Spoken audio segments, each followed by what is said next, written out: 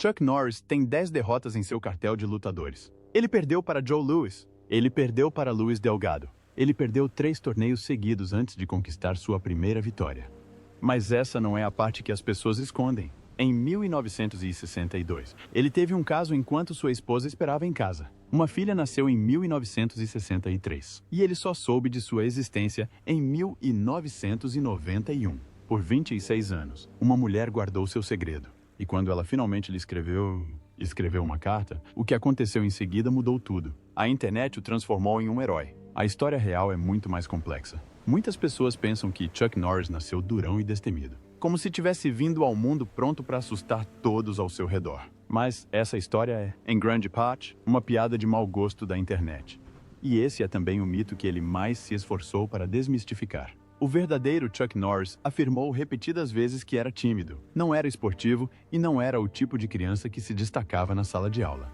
Ele fez o oposto. Passou boa parte da infância tentando se manter discreto e despercebido, pois isso lhe dava uma sensação de segurança. Parte disso vinha de casa. Seu pai, Ray D.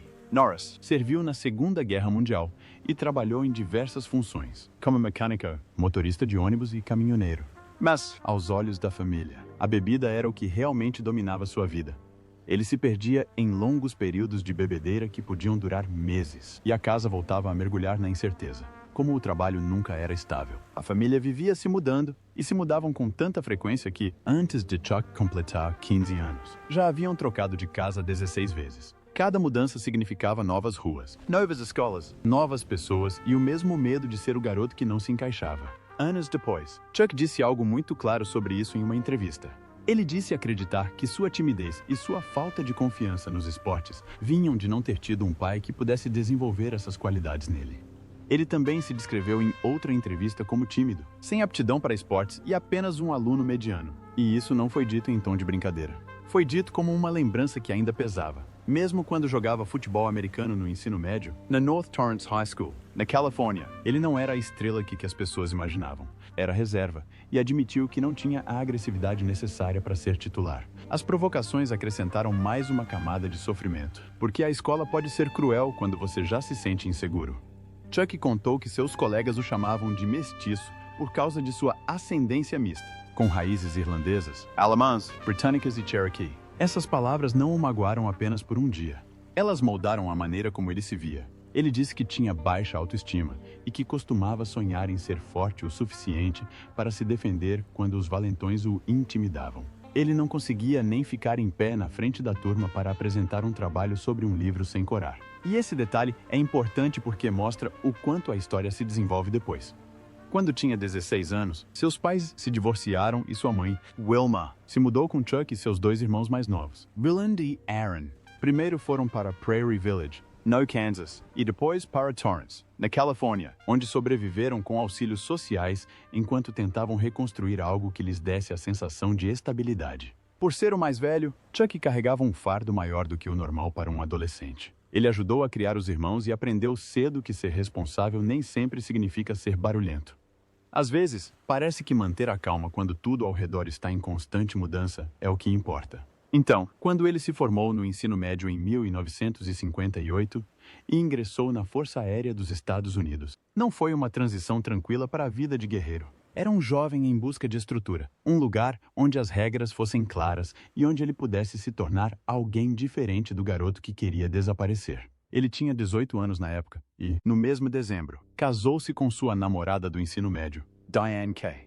Holchek, que tinha 17 anos. Foi enviado pela Força Aérea para a base aérea de Osan, na Coreia do Sul. Lá, um pequeno incidente mudou completamente o rumo de sua vida. Um colega aviador lhe deu o apelido de Chuck e, nessa mesma época, ele começou a treinar artes marciais em Tang Soo Do quase por acaso. Ele não buscava glória. Era um garoto magro que achava que aprender autodefesa poderia ajudá-lo a ser levado a sério como policial militar. E se você imaginar isso com clareza, poderá sentir a veracidade da situação. Este não era um lutador nato em busca de brigas. Era um garoto assustado, vindo de um lar desfeito, tentando superar o medo. É por isso que outro mito parece tão vazio quando se conhece a cronologia real. Porque as pessoas também adoram dizer que Chuck Norris nunca perdeu uma luta. A versão dele, criada pelos memes, não admite derrotas, mas seu histórico competitivo real conta uma história diferente. E é mais humana, no melhor sentido da palavra. Sua carreira no boxe durou de 1964 a 1974. E, no início, ele não dominava os torneios como uma lenda. Ele perdeu seus 3 primeiros torneios. Perdeu por decisão para Joe Louis, que era um dos lutadores mais temidos das artes marciais americanas na época. E também para Alan Steen, no Campeonato Internacional de Karatê. Perdeu rounds para Tony Tolinas. Então, no início de 1968, sofreu aquela que seria a 10ª e última derrota de sua carreira. Uma surpreendente derrota por decisão para Luis Delgado. Isso não parece um histórico de super-herói. E é exatamente por isso que se torna interessante. Porque o ponto de virada aconteceu logo depois disso. Após a derrota para Delgado, algo mudou nele. E isso não se manifestou em um discurso ou slogan. Manifestou-se em resultados. Em 24 de novembro de 1968, ele enfrentou novamente o mesmo Luis Delgado e o derrotou, conquistando o Campeonato Mundial Profissional de Karatê na categoria peso médio. Manteve o título por 6 anos consecutivos, um tipo de domínio que as pessoas esquecem quando se limitam a repetir piadas. Antes disso, em 24 de junho de 1967, ele já havia sido declarado campeão em si. Henry Cho venceu o Campeonato Americano de Karatê de Henry Cho no Madison Square Garden e derrotou Joe Louis, o mesmo homem que o havia vencido no início de sua carreira. Em 1969, conquistou a tríplice coroa do Karatê com o maior número de vitórias em torneios no ano e foi eleito o lutador do ano pela revista Black Belt. Portanto, a verdadeira história não é que ele nunca perdeu. A verdadeira história é que ele perdeu, continuou voltando e aprendeu a vencer com tanta consistência que as derrotas ficaram relegadas ao início de sua trajetória. Ele se aposentou em 17 de janeiro de 1970 como campeão invicto dos pesos médios, após sua última defesa de título, e essas 10 derrotas iniciais permaneceram as únicas marcas em todo o seu histórico competitivo. De certa forma, as derrotas são o que fazem com que a trajetória posterior pareça merecida, porque você consegue ver o trabalho por trás da lenda. Depois, há o outro boato que continua sendo repetido, o sobre Bruce Lee. E ele cresce porque as pessoas misturam filmes com a vida real, até que não conseguem mais distinguir onde um termina e o outro começa. Em O Caminho do Dragão, de 1972, filmado no Coliseu de Roma, o personagem de Bruce Lee luta contra o personagem de Chuck Norris, Colt, e Lee sai vitorioso. A cena é tão famosa que gerou uma nova discussão, com algumas pessoas afirmando que Norris poderia ter vencido Lee na vida real, como se o desfecho do filme precisasse ser corrigido. Mas a verdade é mais discreta, e por ser mais discreta, parece mais real. Norris e Lee se tornaram amigos no final da década de 1960, quando ambos estavam em ascensão no mundo das artes marciais e treinavam juntos regularmente. Lee pediu a Norris para ser seu oponente naquele filme, porque Norris era o campeão americano reinante, o que conferia à cena da luta um senso de veracidade na tela. Eles nunca lutaram em uma competição oficial e nunca tiveram um confronto secreto na vida real para decidir nada. Quando pressionavam Norris para responder quem venceria em uma luta inventada, ele se mantinha respeitoso e cauteloso, frequentemente dizendo que Lee era um oponente formidável e que aprendeu muito treinando com ele. O que a maioria das pessoas não percebe é que eles foram feitos para arenas diferentes. Bruce Lee nunca lutou em um torneio oficial, nem mesmo porque sua abordagem era moldada em torno da autodefesa no mundo real e de sua própria filosofia em constante evolução. O Jeet Kune Do, em vez de lutas por pontos em um circuito de torneios. Chuck Norris, por outro lado, passou anos nesse circuito e acumulou vitória após vitória contra adversários de alto nível. Portanto, se você tentar forçar uma resposta simples, perderá o ponto principal, que é o fato de que eles não estavam tentando provar a mesma coisa no mesmo lugar. Até mesmo a famosa cena de luta do filme explica isso, pois Lee escreveu e dirigiu o filme, moldando a sequência propositalmente. Ele escolheu o cenário, construiu o ritmo e fez a luta longa o suficiente para parecer um teste, e não um truque rápido. E, como ele era o roteirista, diretor e protagonista, o resultado sempre foi sua escolha. O que chama a atenção é como Norris lidou com a situação depois. Porque ele poderia ter passado décadas tentando reescrever a história com orgulho e amargura. Mas fez o oposto. Elogiou a velocidade e as ideias de Lee. Quando Lee morreu em 20 de julho de 1973, com apenas 32 anos, Norris foi um dos primeiros artistas marciais a homenageá-lo publicamente. E isso diz mais sobre Norris do que qualquer boato jamais poderia. Após a morte de Lee, o cinema de artes marciais ficou em hiato. E a carreira de Norris cresceu nos anos seguintes, passando de papéis coadjuvantes a protagonista. E em 1978, ele já tinha feito os mocinhos vestirem preto. As pessoas podem discutir para sempre se ele teria alcançado o mesmo patamar no cinema se Lee tivesse vivido. Mas essa pergunta nunca terá uma resposta definitiva. O que tem uma resposta definitiva é a trajetória real de Norris, porque começa com um garoto tímido que queria desaparecer, passa por anos difíceis e pequenas humilhações, e termina com um homem que se tornou forte de uma maneira que não veio de fingir que nunca caiu. Veio de cair, levantar e aprender a se manter de pé. Muita gente pensa que Chuck Norris nasceu com o nome Chuck, como se estivesse estampado nele desde o primeiro dia. Mas não foi assim. Ele veio ao mundo como Carlos Ray Norris. O primeiro nome foi escolhido em homenagem a Carlos Berry, o pastor que era importante para seu pai. E anos depois, um colega da Força Aérea lhe deu o apelido de Chuck enquanto ele estava servindo na Coreia do Sul no final da década de 1950. O apelido não desapareceu depois que a brincadeira passou. A imagem ficou com ele, e o nome que o mundo agora repete só se tornou completamente seu quando ele tinha cerca de 18 anos e servia na Força Aérea, longe de casa. Depois, ao Texas. As pessoas ouvem Chuck Norris e imaginam o Texas antes de qualquer outra coisa. E faz sentido. Poco Walker, a Texas Ranger, atuou por anos e o envolveu em imagens de cowboy que pareciam permanentes. O chapéu, o casaco, o distintivo, o cavalo, tudo isso o fazia parecer como se o Texas estivesse em seu sangue. E até as piadas na TV ajudaram a consolidar essa imagem. Ainda assim, a verdade é mais discreta. Ele nasceu em Ryan, Oklahoma, e passou parte da infância no Kansas e, mais tarde, na Califórnia. Portanto, a ligação com o Texas surgiu bem depois. Ela se tornou evidente quando ele conseguiu o papel de Walker em 1993. E, nessa época, ele já tinha 53 anos. Ele acabou fazendo do Texas seu lar e se estabeleceu em um rancho perto de Navasota, ao norte de Houston, com sua segunda esposa, Gina O'Kelly, com quem se casou em 1998. E anos depois, um governador do Texas o nomeou capitão honorário dos Texas Rangers, juntamente com seu irmão Aaron.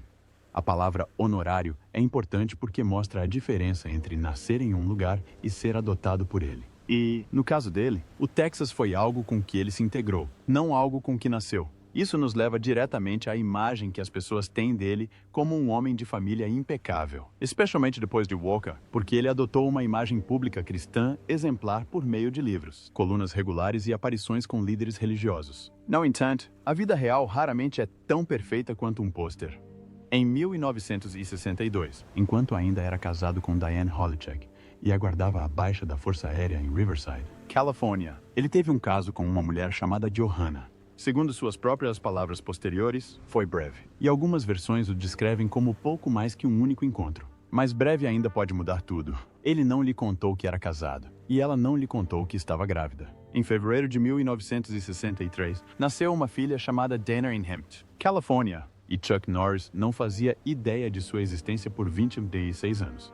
O momento em que a notícia chegou para ele foi bem mais tarde, em 1991, quando abriu uma carta de uma mulher chamada Diana Dioli, que dizia, em palavras simples e diretas, que ela era sua filha, em sua autobiografia de 2004, Contra todas as probabilidades. Minha história. Ele escreveu que quase não conseguiu conter o choque, e explicou que Johanna mais tarde contou a Dana que ele era seu pai biológico. Mas também disse que ela não deveria interferir em sua vida. Dana descobriu a verdade aos 16 anos, depois de ouvir sua mãe falando sobre Norris ao telefone. E embora sua mãe tenha tentado impedi-la de entrar em contato, ela finalmente escreveu depois de ler que ele havia se divorciado de Diane em 1989. O que aconteceu em seguida é a parte que ele conta sem hesitar. Disse que não precisava de testes. Foi até ela, a abraçou e ambos choraram. E ele descreveu a cena como se a conhecesse a vida toda. Mesmo assim, a existência de um filho secreto fruto de um caso extraconjugal não se encaixa bem com a autoridade moral que ele projeta, e ele admitiu que sempre se envergonhará de ter traído e escondido seu casamento. Se você olhar para o panorama geral, a história da família dele tem mais capítulos do que as pessoas imaginam. Ele e Diane foram casados de 1958 a 1989 e tiveram 2 filhos, Mike e Eric. Após o divórcio, ele se casou com Gina, uma ex-modelo 23 anos mais jovem, em 28 de novembro de 1998. Mais tarde, tiveram gêmeos, Dakota Allen e Dania Kelly, nascidos em 30 de agosto de 2001. Com Dina incluída, são 5 filhos. Isso mostra que, por trás da imagem durona na tela, havia uma vida privada com escolhas, arrependimentos e reconstruções. E então a internet entrou em cena. Hoje em dia, parece que Chuck Norris sempre riu junto com os chamados fatos sobre Chuck Norris, como se ele tivesse acordado uma manhã e decidido que o mundo inteiro poderia transformá-lo em uma piada e ele aplaudiria. Mas a história não foi tão simples assim. O meme surgiu no início de 2005 nos fóruns do Something Awful, onde os usuários começaram postando fatos exagerados sobre Vin Diesel. E depois de alguns meses, eles mudaram o alvo para Chuck Norris, impulsionados pela popularidade dos sketches de Conan O'Brien com Walker, Texas Ranger. Em 2006, a piada já havia se espalhado por toda parte, de estudantes universitários a bases militares e até mesmo em trocas de e-mails corporativos. A revista Time chegou a entrevistar Norris em 20 de março de 2006, chamando-o de herói cult da internet. Embora ele tenha descrito as frases como estranhas, mas extremamente populares, a febre foi tão grande que uma pesquisa realizada na Hungria em 2006 para escolher o nome de uma nova ponte colocou Chuck Norris em primeiro lugar, à frente de nomes históricos famosos e outras celebridades. Conforme a piada crescia, o dinheiro a seguia. Um estudante da Universidade Brown chamado Ian Spector ficou conhecido por seus geradores de fatos sobre Chuck Norris e publicou um livro pela editora Gotham Books, The Penguin, em 29 de novembro de 2007, intitulado A Verdade sobre Chuck Norris, 400 fatos sobre o maior humano do mundo, que se tornou um best-seller do New York Times. Ele lançou outro livro em 2008, que colocava Norris contra o Sr. T. Foi então que Norris reagiu. Em dezembro de 2007, ele processou a Penguin USA, alegando violação de marca registrada, enriquecimento ilícito e violação de direitos de privacidade em relação ao livro de Spector. Então a tensão diminuiu. Ele desistiu do processo em 2008 e, pouco depois, lançou seu próprio livro de fatos oficial, o Livro de Fatos Oficial de Chuck Norris. 101 dos fatos e histórias favoritos de Chuck, publicado em 7 de outubro de 2009 pela Tyndale House Publishers. Mesmo em meio à repercussão negativa, ele tentou direcionar a conversa para sua fé, escrevendo em seu site e em uma coluna de 23 de outubro de 2006 que alguns fatos eram engraçados, mas que o verdadeiro poder salvador pertencia a Jesus, não a Chuck Norris. Então, a história não foi só risos desde o início. Houve irritação, depois ação judicial, depois recuo e, finalmente, uma reconciliação à sua maneira. Ao mesmo tempo, é fácil descartá-lo como apenas um ator que interpreta caras durões. Mas isso ignora a parte que veio antes. Antes de aparecer nos filmes, ele já havia construído uma carreira real no mundo das lutas, aberto academias de karatê e dado aulas para celebridades, incluindo Steve McQueen.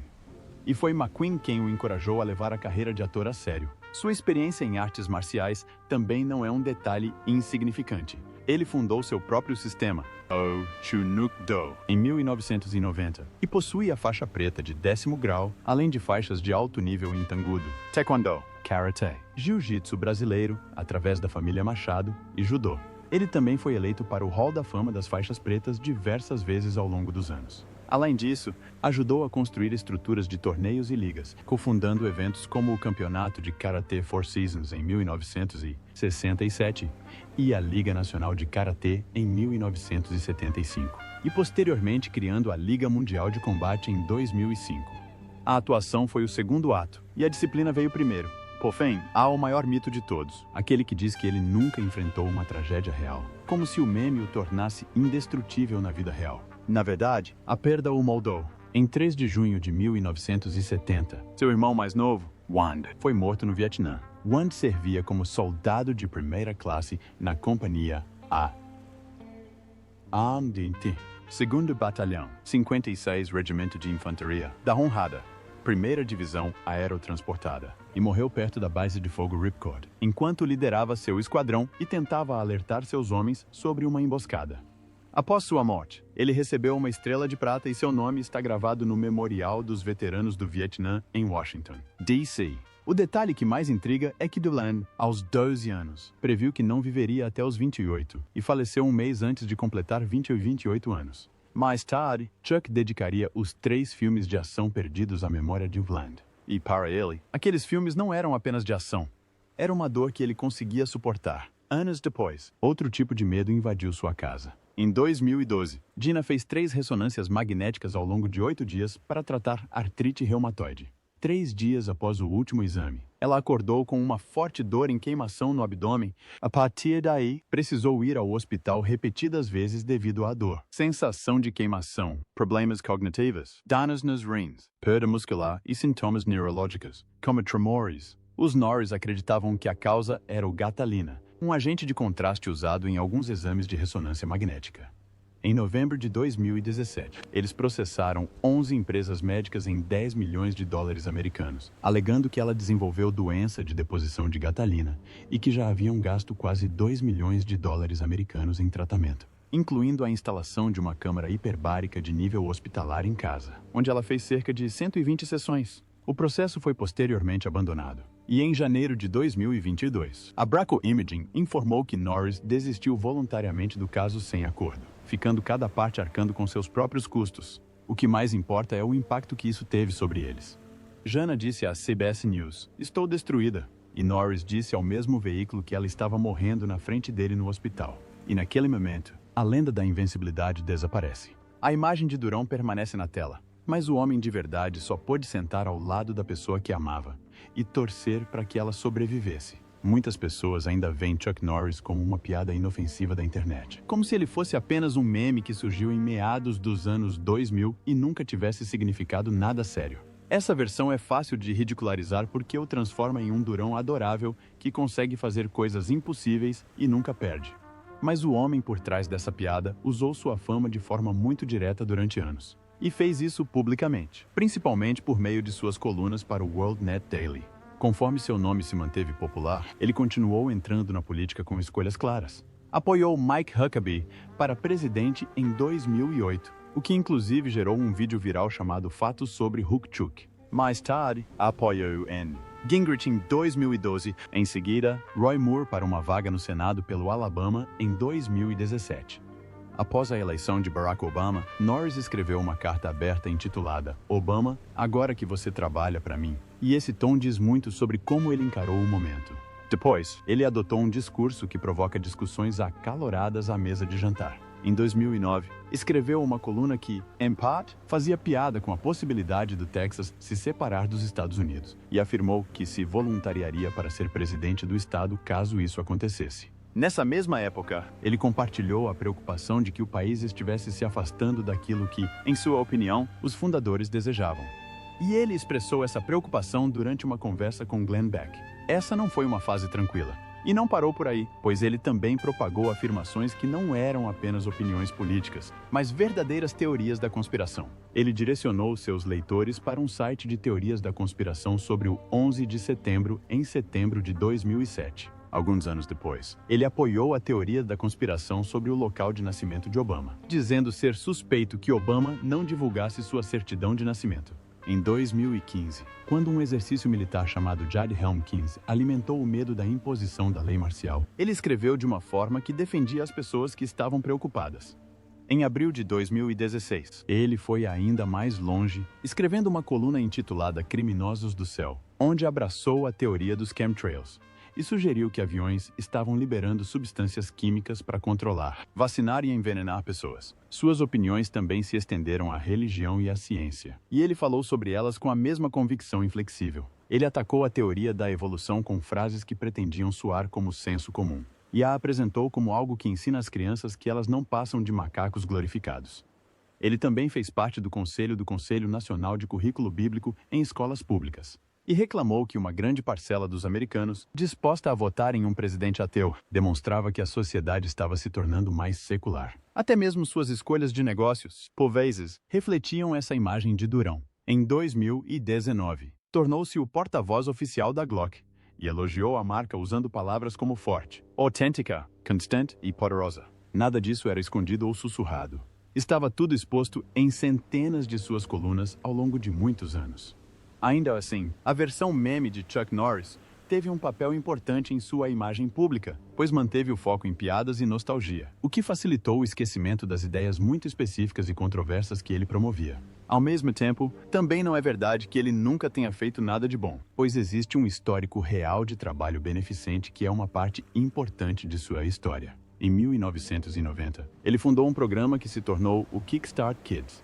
Originalmente chamada de Fundação Kick Drugs Out of America, a ideia era simples e poderosa: ensinar artes marciais para jovens em situação de risco no ensino fundamental e médio.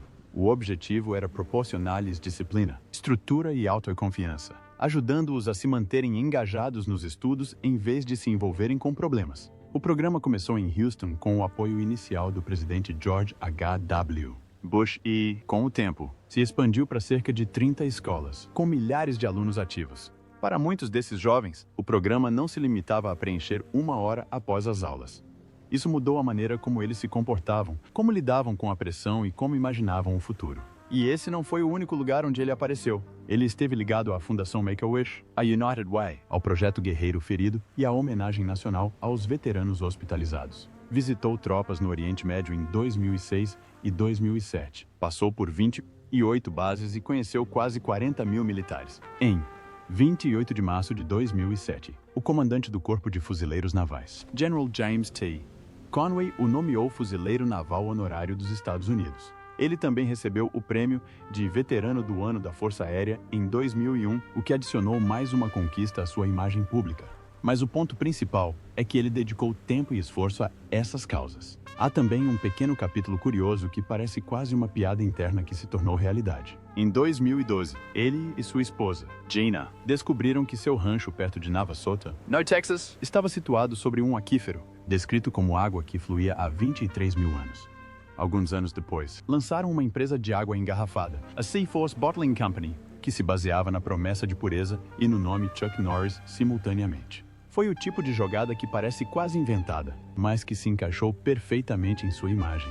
Ele também conquistou os troféus usuais de uma carreira de décadas no entretenimento. Ganhou uma estrela na Calçada da Fama de Hollywood em 1989 e um prêmio por sua trajetória no Action Fest em 2010. Em 2024, uma pequena estátua sua foi colocada perto da extremidade leste da Ponte Meghieri, em Budapeste, em referência a uma campanha fracassada de 2006 para dar o nome dele à ponte. É uma nota de rodapé engraçada, mas também mostra o quão amplamente o meme e a lenda se espalharam. Tudo isso importa porque impede que o quadro seja simplista demais. Você pode analisar suas posições políticas e seus escritos sobre teorias da conspiração e ainda assim admitir que o Kickstart Kids é real e que ajudou milhares de crianças. Você pode discordar veementemente dele e ainda reconhecer que parte do seu trabalho é documentado e mensurável.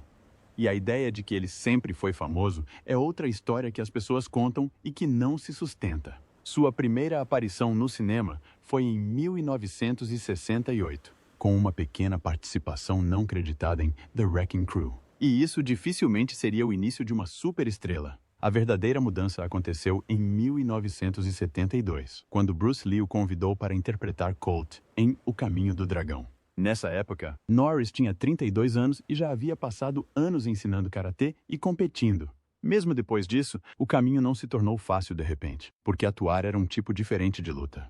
Há um detalhe que o torna mais humano do que a lenda. Depois de O Caminho do Dragão, ele concordou em estrelar um filme chamado Os Professores Estudantes, em 1973, sem ler o roteiro primeiro, porque queria muito trabalhar no cinema. Então, ao chegar no set, percebeu que era basicamente um filme de exploração. Mais tarde, as pessoas disseram que ele parecia ter medo não de se machucar, mas de parecer tolo. Ele conseguia lidar com cenas de luta, mas temia cenas de diálogo. A confiança que construiu através das artes marciais não se transferiu automaticamente para a atuação.